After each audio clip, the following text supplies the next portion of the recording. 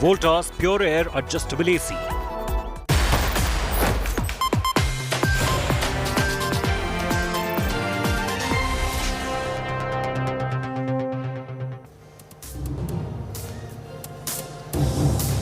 The Karnataka government has pushed through its anti-conversion legislation by way of an ordinance. The anti-conversion bill had been hanging in suspension all this while because the BJP government in Karnataka had not been able to push it through the Assembly and the Legislative Council, where it does not enjoy a majority. But today the Bombay government has confirmed and declared that it will be using an instrument of an ordinance to push through this anti-conversion bill. It has been a political hot potato for many months now, and this is likely to trigger a fresh fight between the ruling BJP and the opposition, coming in the wake of many reported cases of forced conversion that the government has taken cognizance of and has projected this bill to be a response towards.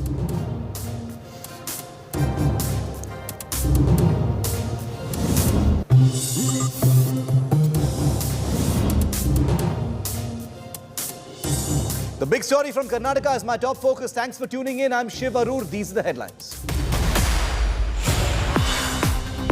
Allahabad High Court rejects plea to hold survey of 22 locked rooms inside the Taj Mahal for Hindu relics.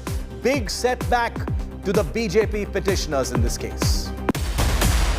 Meanwhile, big win for Hindu petitioners in the Gyanvapi mosque case in Varanasi. UP court says finish the videography and survey by May the 17th. Commissioner accused of bias by the mosque panel will stay and complete the videography.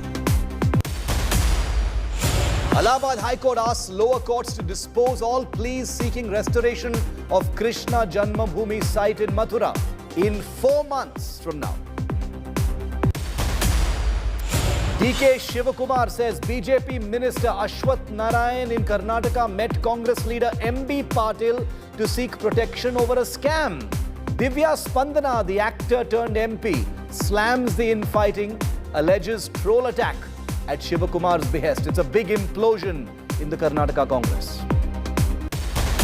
After heart-rending cries to defer the NEET PG exam, students seek intervention by Prime Minister Modi. RSS student wing, ABVP, joins in to support the demands of students and future doctors.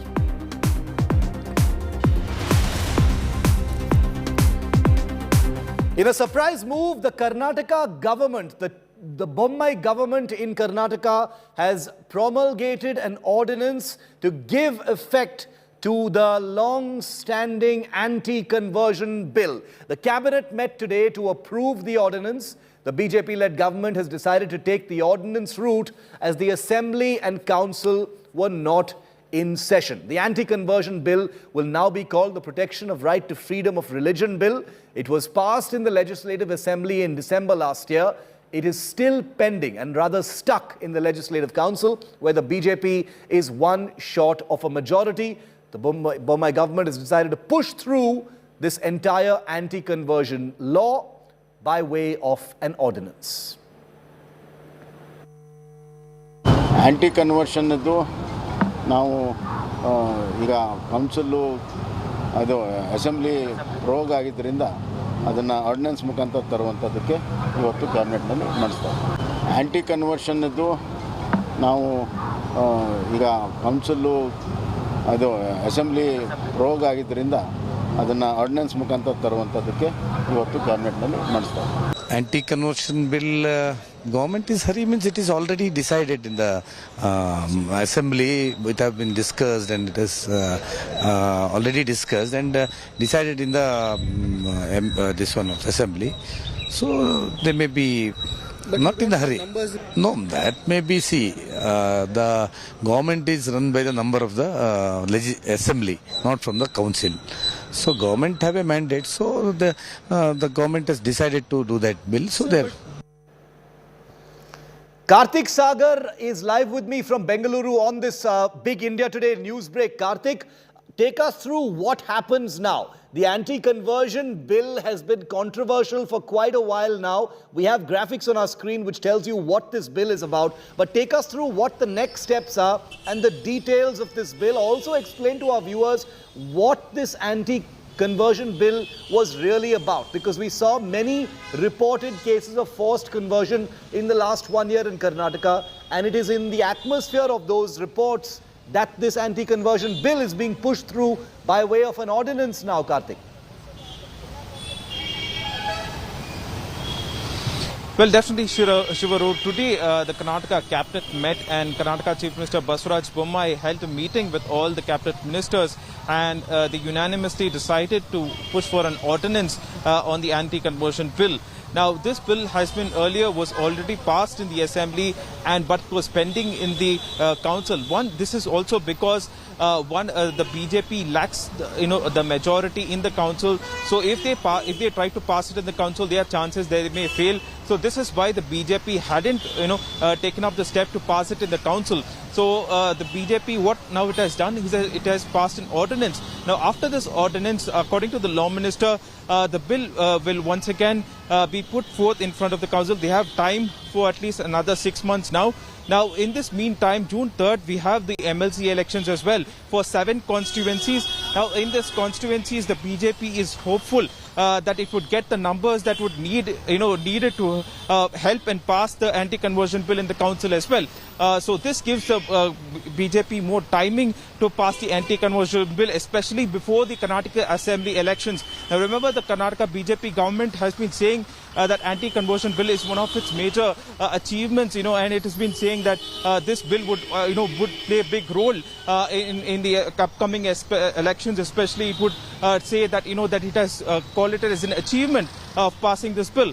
So currently, an ordinance has already been passed. Now, as far as the anti-conversion bill is concerned, the bill has more restrictions for conversion. Anyone who is getting converted has to submit a form, has to take permission, and also the stringent rules that are that will be fixed as far as forced conversion is concerned. There's more stricter rules in place, which means that those engaging in alleged illegal conversions will have to face the law. So this law, indeed, had the opposition had already said that they don't want this law. This law is actually would actually somehow inflict more harm on the minority community, is what the opposition had said. But despite all this, Karnataka government is now taken the ordinance route to ensure and pass the anti-conversion bill, and they're hopeful that in the coming months they would be able to pass it in the council as well. Let's also bring in Nabila Jamal, who's been reporting on all the polarization stories, the conversion stories that have been coming in from Karnataka. Nabila, obviously this legislation was stuck in the Legislative Council, where the BJP does not enjoy a majority at this time, and maybe it's not that surprising that it is being pushed through now by way of an ordinance. What are you hearing? We reported all of those stories last year from Karnataka, where there were allegations of forced conversion taking place. Right, Shiv, when we look at the anti-conversion bill that's been pushed by the Karnataka government, we know and we see that it's been met with stiff resistance from the opposition parties, who claim that this law could give sweeping powers to authorities to arm twist the minorities, to target the minorities. And also, this really falls in the borderline of violating someone's civil rights, a fundamental right. What is the need in a hurry to push the anti-conversion bill at this point when there is no proof or evidence of sweeping conversions in Karnataka? In fact, a BJP leader in KGF, he was the one who flagged off a mass conversion that took place in KGF. He claimed that 13,000 people in Kolar were converted to another religion. While that matter was taken to the judiciary and an investigation was ordered into it, the government itself struck it down, saying those claims were false. So far, there has been no mass conversion that's happened in Karnataka. For the government to have brought this anti-conversion bill in such a hurry, party. They could not get the numbers in the council and therefore they pushed it through an ordinance. Now in 6 months' time, we hear that the Karnataka government will take it to the Legislative Council and they're more likely to pass it because the council elections is round the corner. It's very likely that the BJP will win, will have a majority. And it seems like the anti-conversion bill now has been finally formally introduced in 6 months' time. So it will come to fruition. It will mean 3 to 10 years of imprisonment for anyone who forces someone to convert. But that said, you already have sections under law, under the IPC, where you can implicate someone who is forcing someone to convert. Any kind of coercion or force, there are several sections of the IPC which can be used to convict a person who is converting by force. Was there need of an anti-conversion bill? Of course, it is for the BJP to explain, as the Congress, the opposition, accuses that the BJP only now pandering to its vote base and its ideology. Pila, stay with me. Let's listen in to J.C. Madhuswamy, the Law Minister of Karnataka, on the back of this ordinance that is being pushed through on the anti-conversion bill of Karnataka. Cabinet has taken decision to go in for ordinance of anti-conversion law. Now we will not call it anti-conversion law, we will call it as protection of religious these things. And sir, there will be some amendment or what? No amendment. Without any amendment, whatever was passed in the assembly will be made as ordinance. But instead of going to the, instead of going to the, Because in near future we are not looking at the assembly session again. 3-4 months will be there. So for 3-4 months we cannot see that ordinance, the law is kept in dark house without any publication or ordinance or enactment. So we are going for ordinance. In that case again we will have to go to the... Yes, we have to go before council again. Tanveer Ahmed of the JDS, the opposition JDS in Karnataka, is with me on the phone line for a quick political reaction on this. Tanveer, welcome. Your reactions now to this ordinance, Tanveer, to bring in the anti-conversion bill, the new legislation against forced conversion. Shiv, we all know that, BJP is absolutely losing ground here on Karnataka for understanding and delivering for Karnataka's aspiration. They want to really make an issue of a non-issue. Halal, jhatka, hijab, now anti-conversion. So what are they trying to say? That Hindus en masse are becoming Christians and Muslims? Are they trying to create a fear psychosis here amongst the majority community? But however, the ground reality is simple. Mr. Bommai is losing ground, absolutely losing ground. He himself would lose an election at Shingao. This is their last attempt to really be in discussion and try to say that they are the protectors, promoters and propagators of Hindu religion, which is absolutely not true. But however, this bill had to be placed in the assembly and then it had to go to the upper house. As they know that they have less numbers, and that's the reason now they are taking tactics of coming from back door. Mr. Law Minister need to really read the Constitution. Ambedkar, who was a Hindu, he became a Buddhist. India is a great country which allows everybody to practice any religion. They can really practice any religion. But however, it is diversionary tactics at its best. They're calling it the freedom of right to religion. It's not being called the anti-conversion bill, Tanveer. Do you read anything in that? Tomorrow, if at all somebody likes another religion, Shiv, you and I are here to know the truth in our own prism. If at all somebody finds better truth in their own prism, don't you think they have the right? By putting legal point on it, what right are they talking about? So tomorrow, if I find some religion to be, I need to really find my solace, do you think I need to take permission from BJP? India is a free country. They are telling to the world that they are the promoters of Hindu religion was, is and will be. For last 5,000 years, it survived. It will survive for another 50,000 years. It doesn't need any BJP or Modi or any law minister like Madhuswamy at least.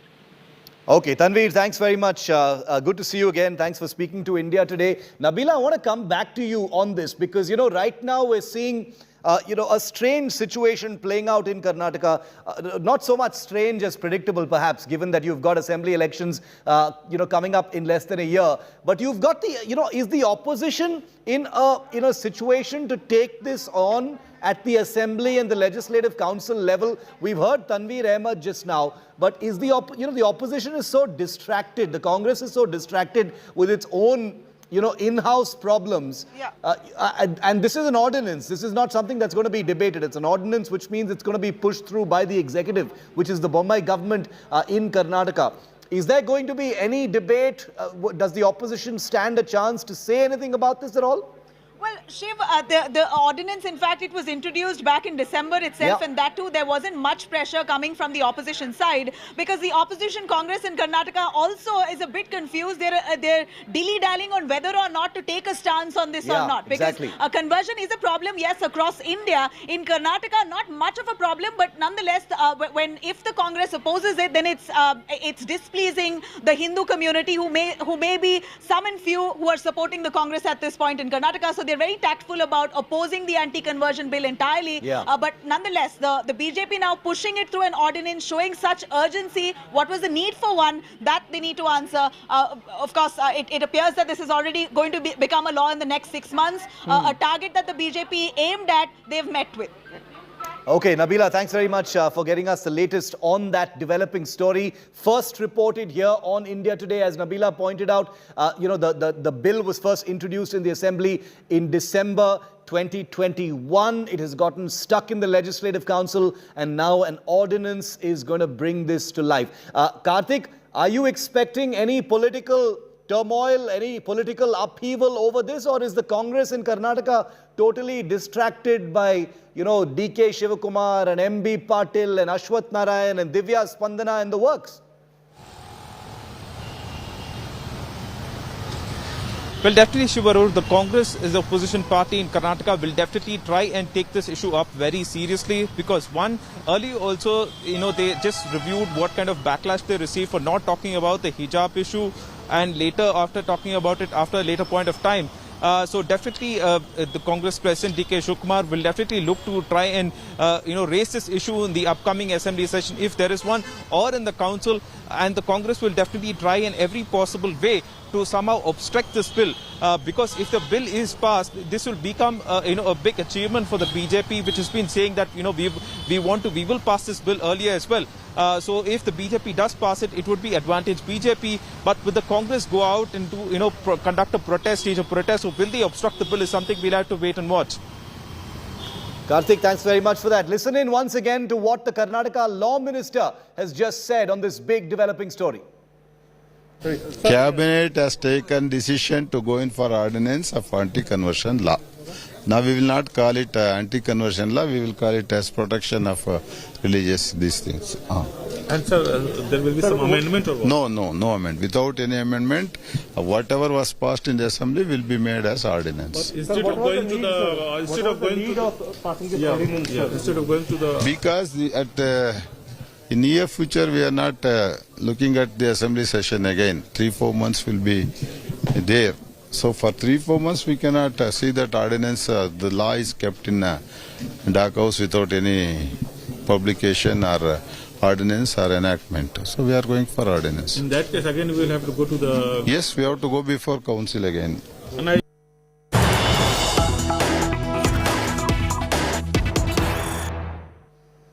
And we've got some breaking news coming in now from the Kashmir Valley. There's been a terror attack in Budgam.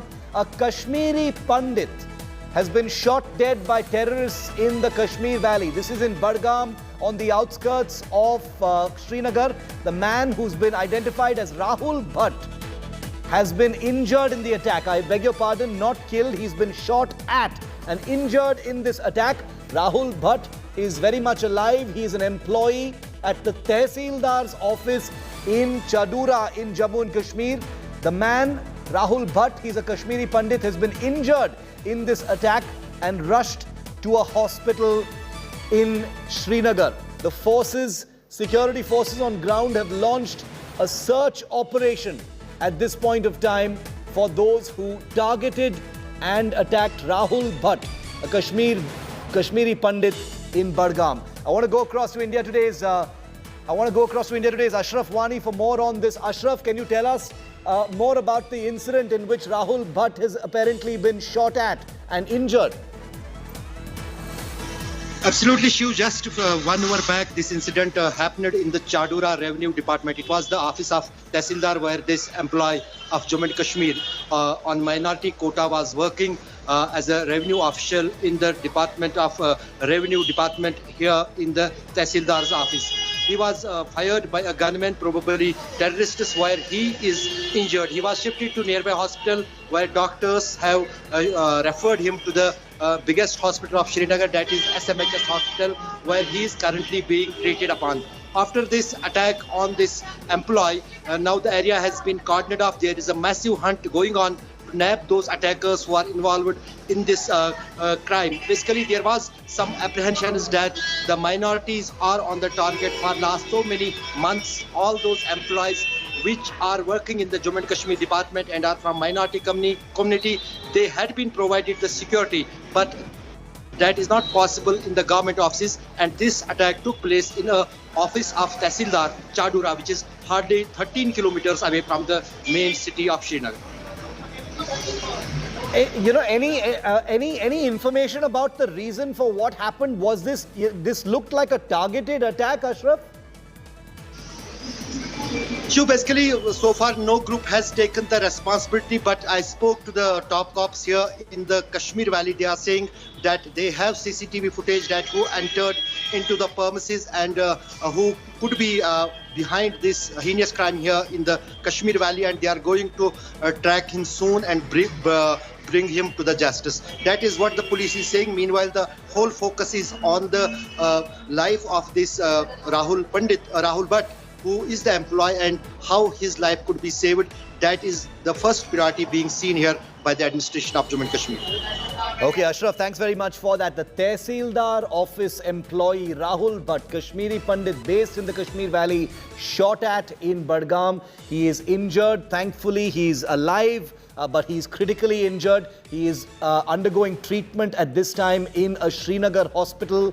Another targeted attack on a Kashmiri Pandit in the Kashmir Valley. He is employed with the Tehsildar's office in Chadura in Jammu and Kashmir, and he was shot at in Budgam, which is just on the outskirts of the state capital Srinagar, the Union Territory capital Srinagar, and he has been injured. He has sustained bullet injuries. Which group it was that attacked him is not known just yet, but remember, there are only a handful of groups that operate here with the entire backing of Pakistan's deep state machinery that has been trying to plant fear in civil populations of both Kashmiri Pandits as well as local Muslim populations in Jammu and Kashmir for many years now. And currently, targeted attacks on Kashmiri Pandits definitely taking place. Rahul Bhatt, it cannot be a coincidence, has been targeted very specifically with the intention to create fear and a wave of fear. Former Director General of Police SP Vaid is also on the phone line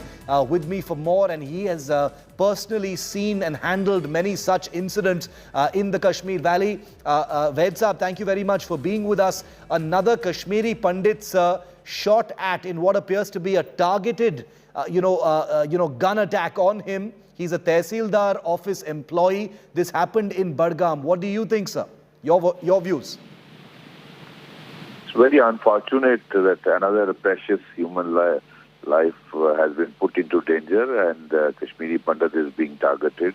Whatever remnants of Kashmiri Pandits are left in the valley under the Prime Minister's program for employment to minorities, and he must be serving to the local population as an employee in the Tehsil in Chadura district, Budgam. Very unfortunate that such boys are being targeted, and I think it is the same mindset which was responsible for genocide of Kashmiri Pandits, and we must ensure that these such elements are protected, whatever number is left in the valley, and fight this mindset who are bent upon cleansing the valley of whatever minorities are left. Mr. Ved, how are these attacks carried out, sir? When you were the police chief there, you must have seen so many such attacks. Is it the case that these terror groups very carefully would have, tracked the movements of this young man and then tried to attack him in Budgam? Obviously, it's not a coincidence that he has been shot at. Yeah, I think somebody must have definitely shared information about his working in the Tehsil Chadura and shared this information to the terrorists. And they must be tracking his movement and targeting him. So that scare is created in the minorities. They don't dare to come to the valley and work. Though he was serving the people of the same valley, the majority community. Very unfortunate.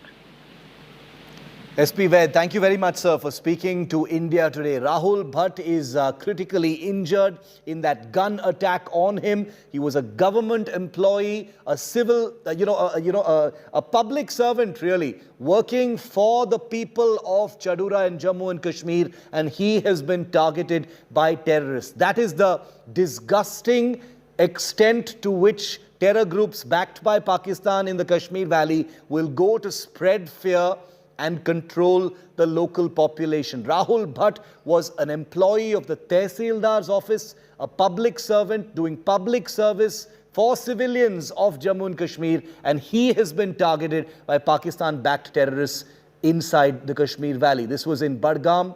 Thankfully, he hasn't been killed. We will continue to track this story very, very closely. We're taking a very quick break. On the other side, I don't want you to miss this story, viewer, because this is a story that will truly enrage you. I guarantee that. You're going to watch pictures that have gone viral from God's own country, Kerala. But where was God, I sometimes ask, when things like this happen? I'll tell you what had happened in these images when you come back.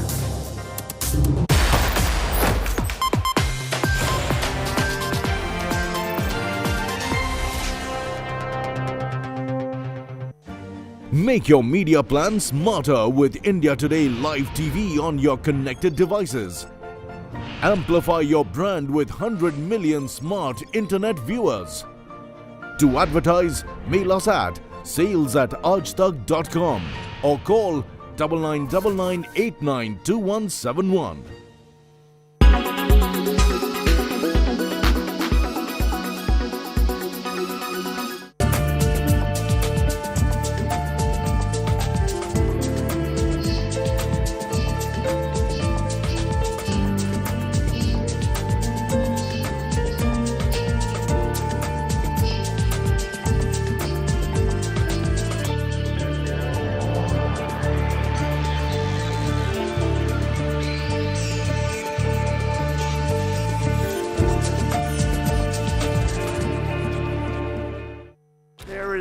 No better evidence that big tech is out of control than the fact that they banned the sitting president of the United States. Do you remember when Twitter permanently banned Donald Trump's account? Well, now they're going to reverse the ban. The decision came after Elon's takeover of Twitter. Even the former CEO Jack Dorsey agreed to Elon's decision. It's a surprise since Dorsey was the acting CEO when Twitter banned Trump's account. The reason? Dorsey apparently suggested that Twitter should always revisit its decision and evolve as necessary. He also explained that a perma-ban should only happen if someone is involved with CSE, illegal behavior, spam, or network manipulation. Even if Trump's ban on Twitter is reversed, he might not return because previously he said so. After the Twitter ban, Trump and his team launched a Twitter alternative called Truth Social. Trump even endorsed Elon's takeover of Twitter.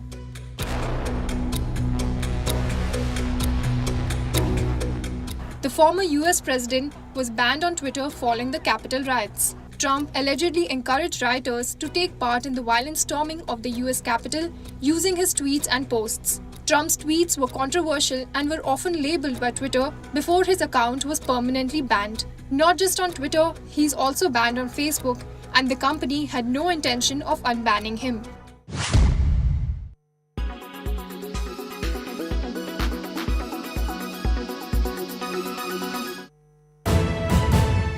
You are watching India Today.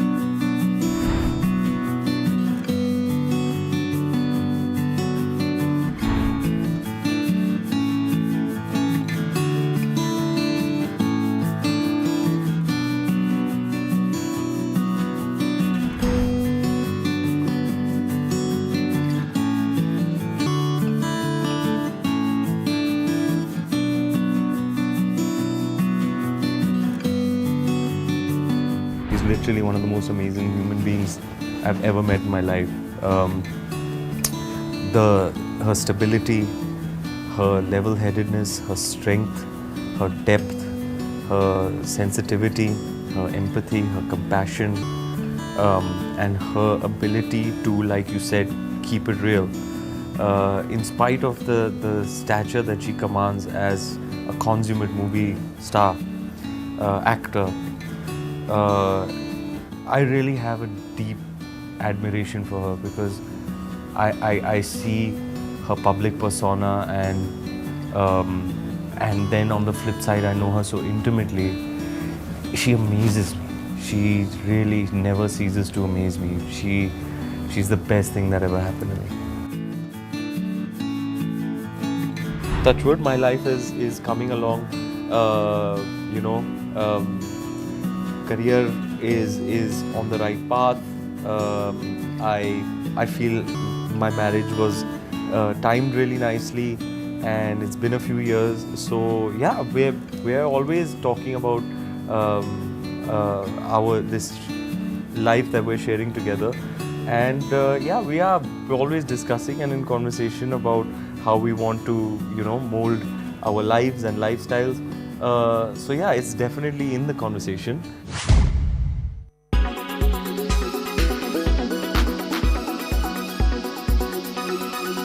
When it's the world's biggest news story, there's only one gold standard of journalism.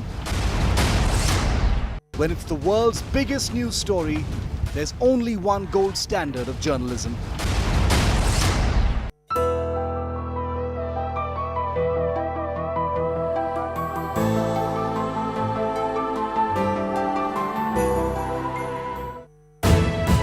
You are watching India Today.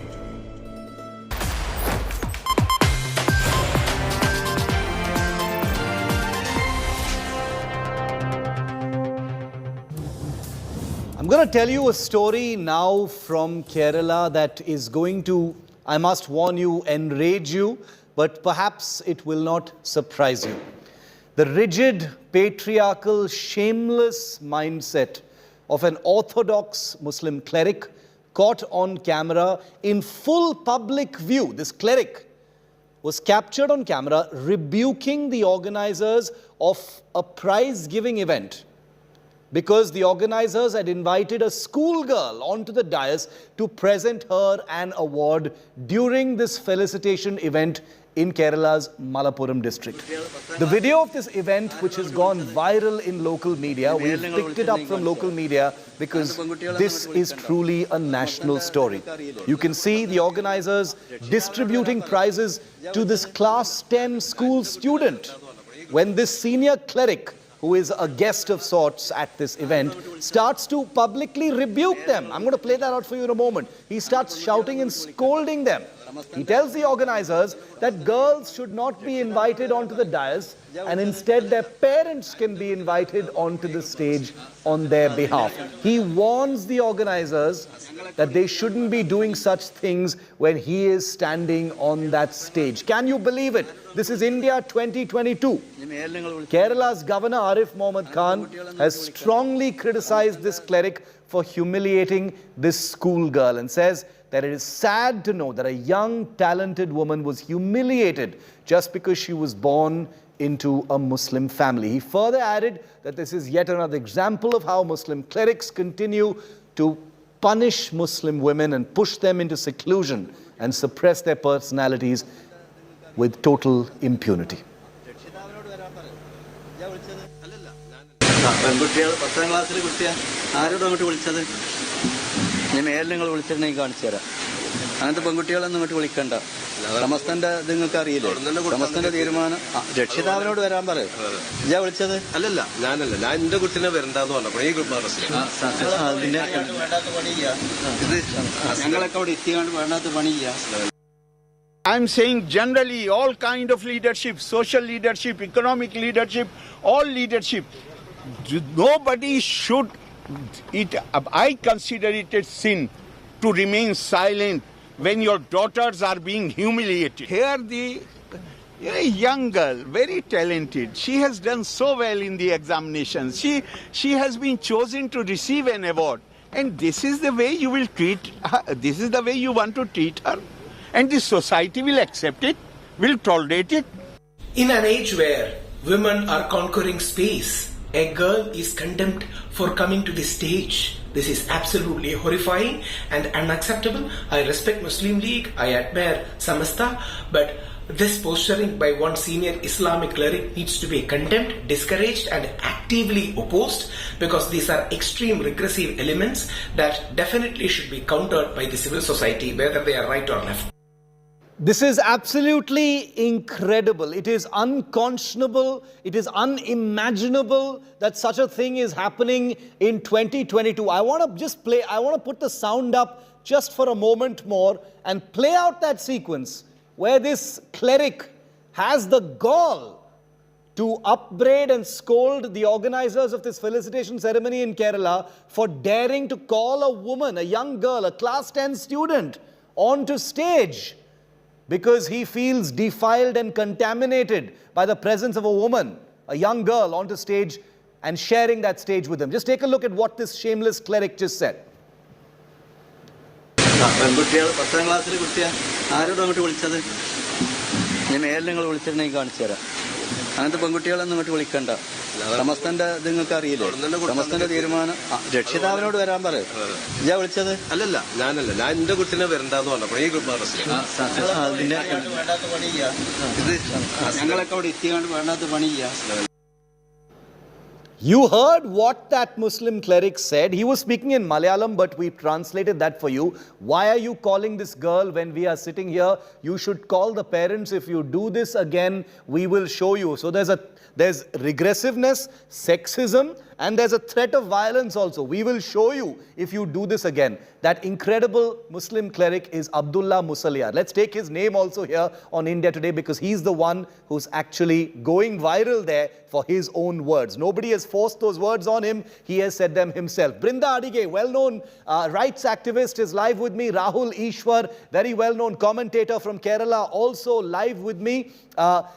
Brinda, to you first, these are not isolated incidents. It just so happens that these are captured on camera.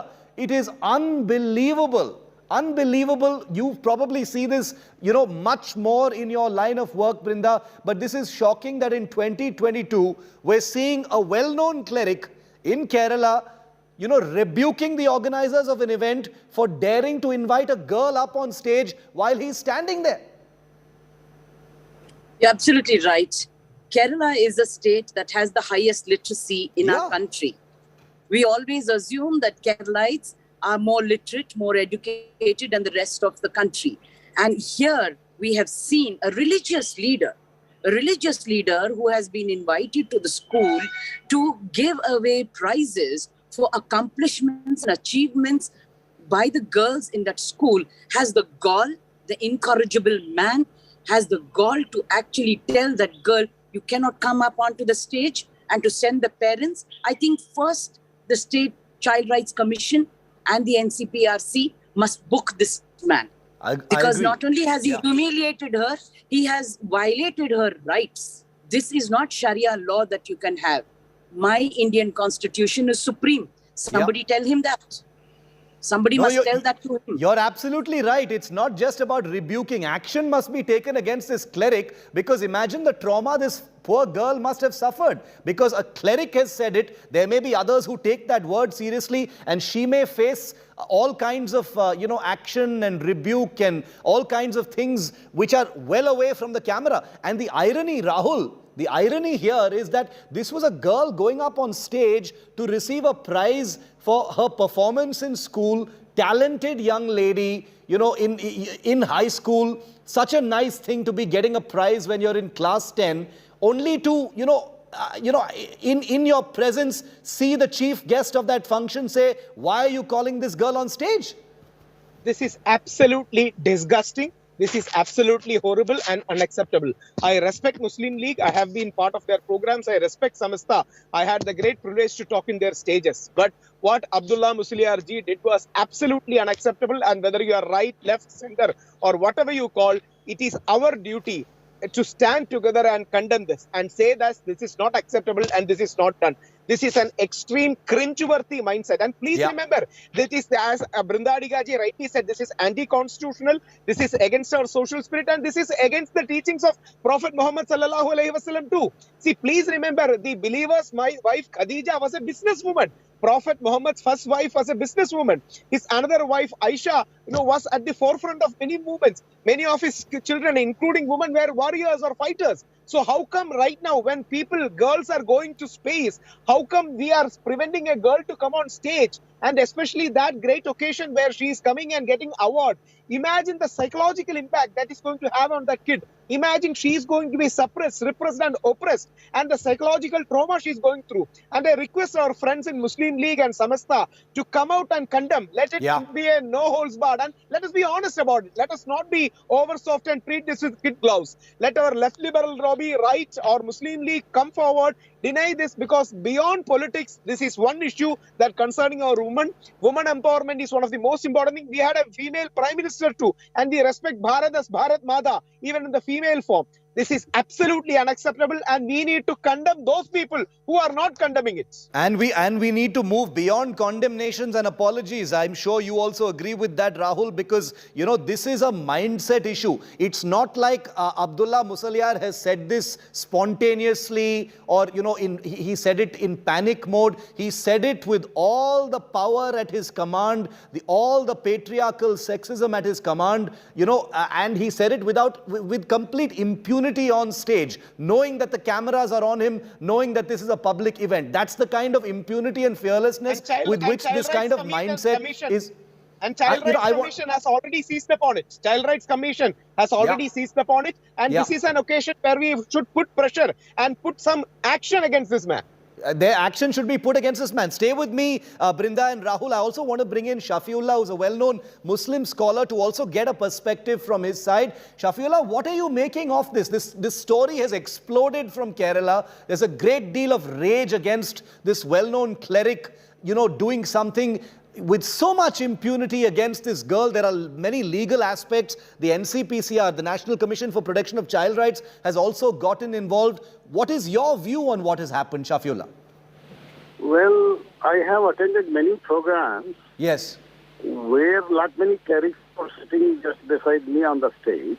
And with all the students, girls and so many even ladies with the proper dressing. And I don't think any cleric so far has objected. And as far as this case is concerned, I don't think it is true, because I don't think he must have objected for that. I don't think anybody will object to that. Kerala is a much more progressive state. No, but it is true. Mr. Shafiullah, it is true. It is true. It's on camera, sir. It's on camera. It's all over the Kerala media. The National Commission for Protection of Child Rights is taking action against him. They've taken cognizance. It may be true, but the words cannot be true, because I have attended myself on many occasions, and no cleric so far has objected to any girl coming on the stage with proper dressing. There is no but problem. sir, the past does not mean that it could not have happened now. I mean, surely this is a story that's being reported across the Kerala media. It's on camera, it's on video and audio, sir. It's on video and audio. Rahul, Rahul, would you like to apprise Mr. Shafiullah about this story? It's become big in Kerala. You have shared with us, Rahul, that the National Commission for Protection of Child Rights is also seized of this matter. Rahul?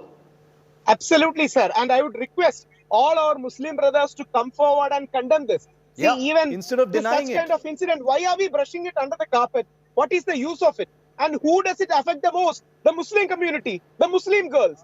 They should be the first people to come forward and say, this is not done. This is not acceptable. And they should come forward and honestly say that we are going to disengage with him. Let us be honest about this, sir. What is the purpose of hiding it under the carpet? Nobody has got right to humiliate the girl in any manner on the stage. I don't believe that the cleric must have humiliated the girl. Can you deny something that has happened? Can I ask you one thing, sir? Can I ask you one honest thing? If we check the history of Prophet Muhammad sallallahu alaihi wasallam, we can see the great shining example of Khadija, the believers of the mother, the mother of the believers, or Aisha, or so many great Islamic ones. We had Rasia Sultana ruling us. We had Jhansi Rani. We had so many great leaders from all communities. Right now, are we preventing a girl to come on stage? I don't think any claim. No saying. I have visited many places where I have been sitting on the stage, giving presents to the girls, college girls also. Mr. Shafiullah, you are denying something that is true. I mean, it's not even something that is out of the ordinary. Conservative Muslim clerics do hesitate to share space with women. Come on. You are acting like this is something that's completely out of the ordinary. My dear sir, please try to understand what I do. I have myself attended on many occasions where girls have been given prizes and many presentations, sir, so please they have been called on the stage. No cleric has so far accepted. My dear sir, in about 40 years of my social life, I have never seen this kind of instance with many clerics around me. But you have seen something right now, right? You're looking at it right now. But this is very isolated, and if they have accepted, they have to correct themselves. I don't think right. No. Lukewarm condemnation won't do. Please be honest. Hindu community and every community has such fringe elements. If there are fringe elements, let us be honest in condemning them. If the news is true, then I can condemn. News is true. The news is true, sir. The news is true. No, it has been captured on video, sir. It's in the media. Switch on. Well, if it is true, it is condemnable. The girls should not be humiliated. Thankfully, finally. In any manner. No, but I am very disturbed by this, Mr. All the communities must get their due respect. No, but Mr. Shafiullah, it is very disturbing. Let's put Rahul and Brinda on the screen as well. It's very disturbing to me that your first instinct was to deny that this has happened. That in itself is very disturbing, sir, because you are making it seem like conservative Muslim clerics are not uncomfortable with women in their presence. There have been innumerable occasions when that has proven to be the case. Why are you making it sound like what has been captured on camera is so outlandish? It is not outlandish. It is just the case that this time it has been captured on camera, sir. Why are you giving them a clean chit? Your instinct is to give them a clean chit. There are many instances where the reported stories have been turned up to be non-true. Not on India Today, sir. Not on India Today, I can assure you. Fine. I respect it. At the same time, I want to tell you that hundreds of occasions I have seen no cleric has so far objected to girl coming on the stage, either grown-up girl or ladies or any other girl, if they are properly dressed. And this is a class 10 student, for God's sake, a class 10 student stepping up on stage to receive an award for her performance, academic performance. Condemn her or humiliate her. We don't even know her name. We can't identify her because she's a minor class 10 student. Rahul, you wanted to come in. Go ahead.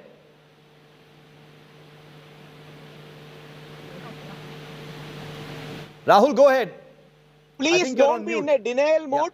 I accept this is horrible. I'm not saying this is a mainstream practice. But what is happening is horrible. And unless we condemn, unless the mainstream moderates condemn the fringe will only be emboldened. I'm not saying he's the only person in the world. There might be such regressive people in all the communities, in all the faiths. It is up to us, the mainstream communities, the moderates, the centrist or center right or center left, to come forward and say this is wrong. That's how we acquire moral authority to say when the fringe of any community attacks us. So I would say that, see, this is horrible. To be honest, I at first had to pinch myself to believe that this is true. I thought it was a spoof news. I thought somebody from WhatsApp made it. But when I saw the video, I had to pinch myself to believe it, that a girl is not supposed to come on stage. And one more thing in Malayalam, the guy is telling an announcer. The announcer told this particular Musliar saying that I didn't invite my girl. She had to sit down and she didn't take award. See, what kind of attitude is this? If somebody calls it Talibani, Talibani or extreme Talibani, can we blame them? It is up to our moderate Muslims to come forward and actively alienate, condemn, distance from it, so that everybody will stand with those moderate Muslims who should lead the way. We are a land of Dr. APJ Abdul Kalam to Maulana Azad. What happened to that great tradition? Let us re-invoke and alienate the fringe from any community, from your community, sir, or my community, or any community for that matter. I also want to bring Brinda Adige back in. Let's put Brinda also back on the screen. Brinda, you've just heard this exchange that has taken place. What would you like to add to that? Because there are legal aspects also here. It's not just about sentiments being hurt. This is a minor student who was involved in this thing. There must be some action that will be taken. Not, condemnation is not going to be enough. You're absolutely right. I'm sorry, but the audio is a little distorted. But you're right. Mere condemnation is not enough. It is time that these people are treated like criminals. Now, you would not have spared another person if that person had humiliated or, hurt that child or told that child to get off the stage. We also must book the school administration, because they were the ones who invited these religious leaders. And these religious leaders cannot respect girls and women and treat them with dignity. Then why not the laws of the land be taken into account? Why is a case not registered on that religious leader for not treating that girl with dignity? We are not asking any charity from him. This is my constitutional entitled, guaranteed right. And man, just because he's a religious leader, has no right to make those kind of statements and then say parents must come up and the girl must not come. He must at least know this much, that he was invited to give away prizes to people who have accomplished and achieved in their scholastic education, and not about anything. No, I agree. We've just lost that audio with you, Brinda, but I'll leave the last word with Rahul. Rahul, if action is not taken, I agree with everything the both of you have said. And Rahul, you were especially right also when you said that, it has to go beyond condemnation and that there are regressive elements everywhere, across all sides. But if action is not taken in cases like this, which are so visible, which have gone viral, which everyone is sharing with each other on social media and has become a big talking point, then this kind of behavior becomes normalized, doesn't it, Rahul?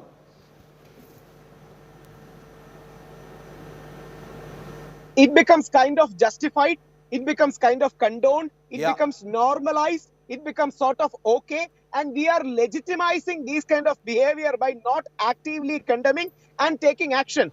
The Child Rights Commission, the entire Women's Commission, and the entire civil society. I'm thankful as a Malayali. I'm a Keralite. I'm a Malayali. This happened in my home state. I'm thankful to India Today and national media for taking this up. Because when there is a disease, we have to treat. When there is a wound, we have to address. There is no merit in hiding this. See, I am against Islamophobia, but these kind of people create Islamophobia in the long run, like Kerala Governor rightly pointed out. So let us open it up. Let us call spade a spade. Let us alienate these kind of people and take action on them so that they don't repeat it. They should not repeat it. The very least that will be expected is a full apology from the school, school administration, as well as Abdullah Musaliar, to that young girl and her parents, for behaving in this absolutely disgusting, unacceptable manner. Mr. Shafiullah, I'll give you the last word. You were gracious enough to condemn this, when we told you that this was a real incident. It was not fake news that we are reporting here. But what do you think should happen next, sir? I think we can all agree that yes, there are bad apples everywhere, but the damage this can do to a young woman, to community at large, to society at large, is something that cannot be afforded. Do you think that Abdullah Musaliar should come out and apologize? Of course. See, my opinion is that any girl should not be humiliated, called on the stage and should not be mistreated in any manner. And this girl is mistreated. People must over there. And I haven't seen any cleric doing this kind of thing. If anybody has involved in this kind of thing, anybody involved in that girl humiliation, she is a fighter. Then we, and in that case, we are all on the same page. All the girls have got the right of self-respect and no humiliation, and they should be given full respect. In that case, we are all on the same page, and I'm very happy to end this discussion on that note because, this is India 2022. There's no time for such divisions. We have to move ahead no matter what religion we are from. We are all Indians, and there is no space whatsoever for something like what has happened in Malappuram to take place in this country and on our watch. Thanks very much to Brinda Adige, Rahul Ishwar and Mr. Shafiullah for joining me here on 5 Live. Very quick break. On the other side, I'm taking you straight to Varanasi, where India Today's Preeti Chaudhary reports from the Gyanvapi Mosque complex. It's a big win in court for the Hindu petitioners who say that a mandir is buried under this masjid. But what is the road ahead? Preeti takes you through that on the other side.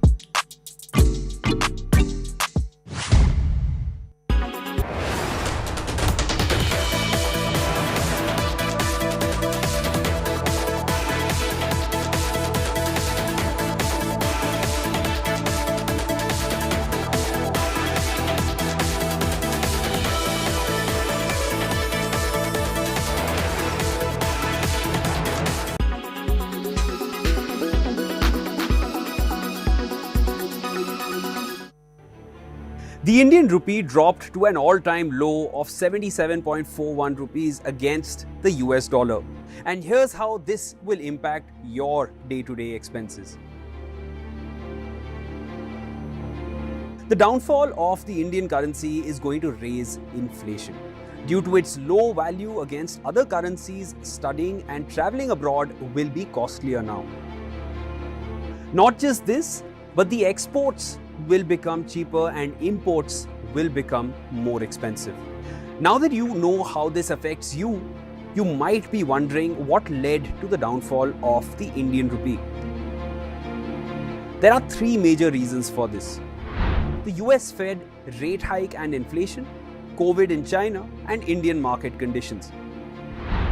The value of the dollar is rising owing to the rate hike by the Federal Reserve, and it is expected to go up further in the coming days. The rising treasury yields in the US are one of the major reasons for this. This is happening as inflation has breached multi-decade levels. With China's zero COVID policy, the major cities of the country are under strict lockdown, as China has the maximum forex in the whole world. Its forex reserves are larger than India's GDP. This has led to difficulty for a lot of companies in India dealing directly with their neighbor. In India, the value of the rupee is depreciating due to massive selling by foreign investors. For the 7th month, foreign investors are the next sellers in the Indian markets, and this has pulled the markets down. All these factors have led to the downfall of the Indian rupee, and as per this, there is a chance for the rupee to further depreciate in value.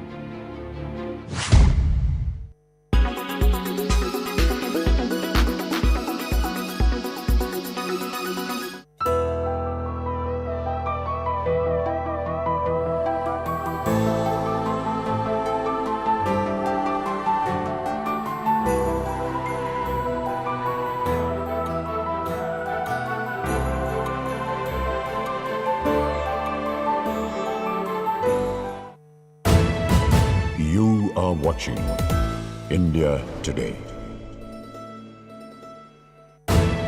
By PolicyBazaar.com. Co-powered by HP Pavilion. Power to do it all. In association with LIC हर पल आपके साथ. The new Volkswagen Virtus.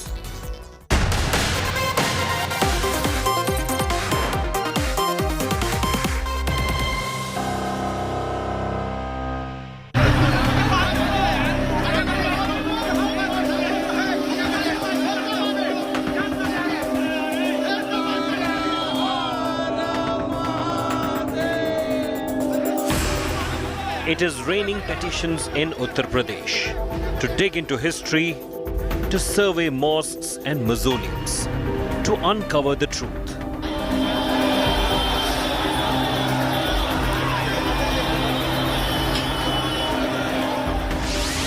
Case 1, Gyanvapi Mosque Dispute. Court allows videography of mosque.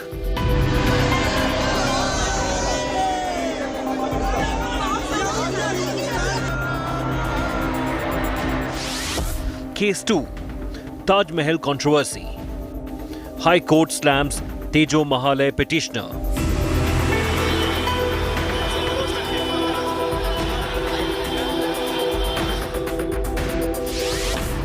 Two cases, two legal views.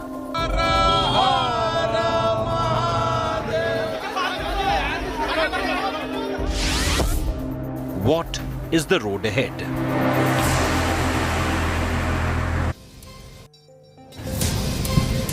Good evening, viewers. You're watching our continuous coverage. There have been two judgments that have come in Uttar Pradesh. One which says the Gyanvapi Mosque will be videographed. A sessions court gave that judgment this afternoon. A big win coming in for the petitioners there. The other, well, the Allahabad High Court shut down the petitioner of Taj Mahal, a BJP leader who wanted 22 doors to be opened of the Taj Mahal to see what's behind them. He said they were Hindu deities.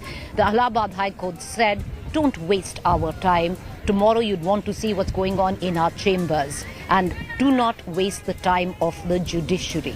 We're going to get you both points of views, and especially what does it mean going ahead, especially where the Gyanvapi Mosque is concerned, especially pertaining to what now after the videography. Let's get you our top story today, viewers, and it came from the Gyanvapi Mosque at the Kashi Vishwanath Temple.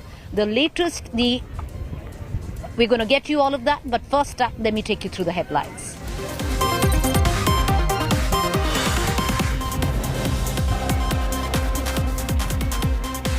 Allahabad High Court rejects plea to hold survey of 22 locked rooms inside Taj Mahal for Hindu relics. Big setback to BJP petitioner.